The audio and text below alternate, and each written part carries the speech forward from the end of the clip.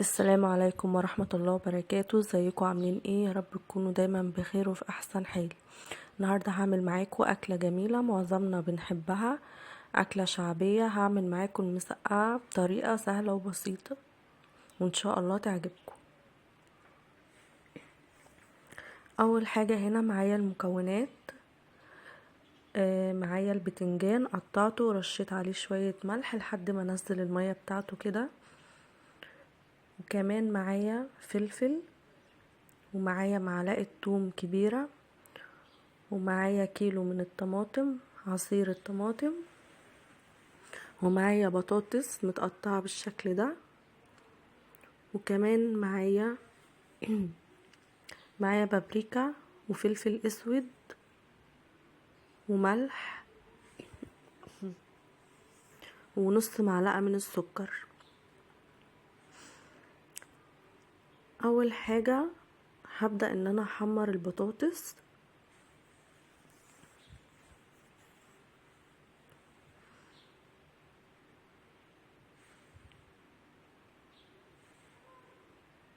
وبعدين هبدأ ان انا احمر الفلفل،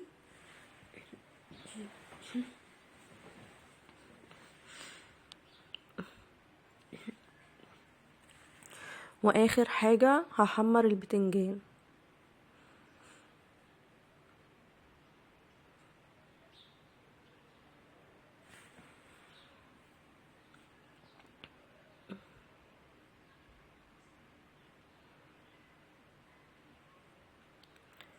واول ما ياخد اللون الذهبي هبدأ ان انا اطلعه على طول.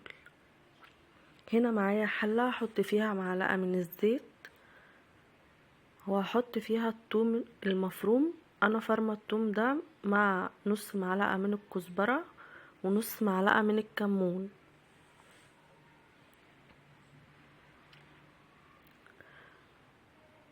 وهحطه على البوتاجاز لحد ما ياخد اللون الذهبي. وبعدين هبدأ انزل بعصير الطماطم.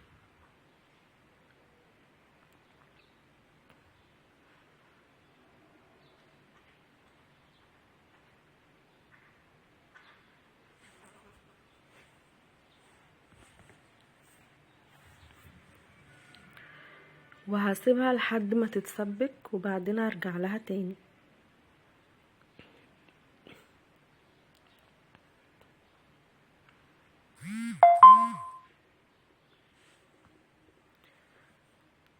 هنا بعد ما اتسبكت هبدأ انزل بمعلقة البابريكا ومعلقة الفلفل الاسود ومعلقة الملح ونص معلقة من السكر عشان الحموضة.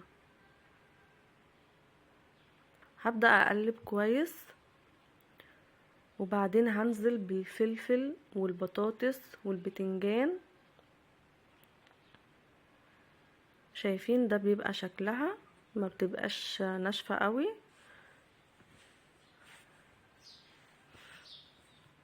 هحط كل المكونات واديها تقليبة واحدة بس، وبعدين هسيبها تغلي غلوة.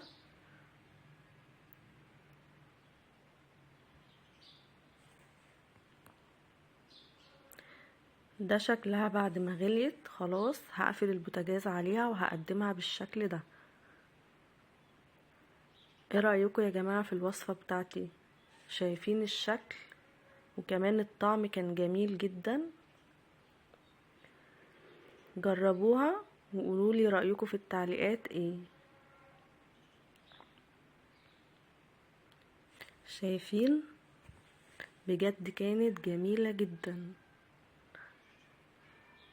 وما تنسوش لو عجبكم الفيديو تعملولي لايك وتشتركوا في القناة وتفعلوا الجرس عشان يوصلكوا كل جديد.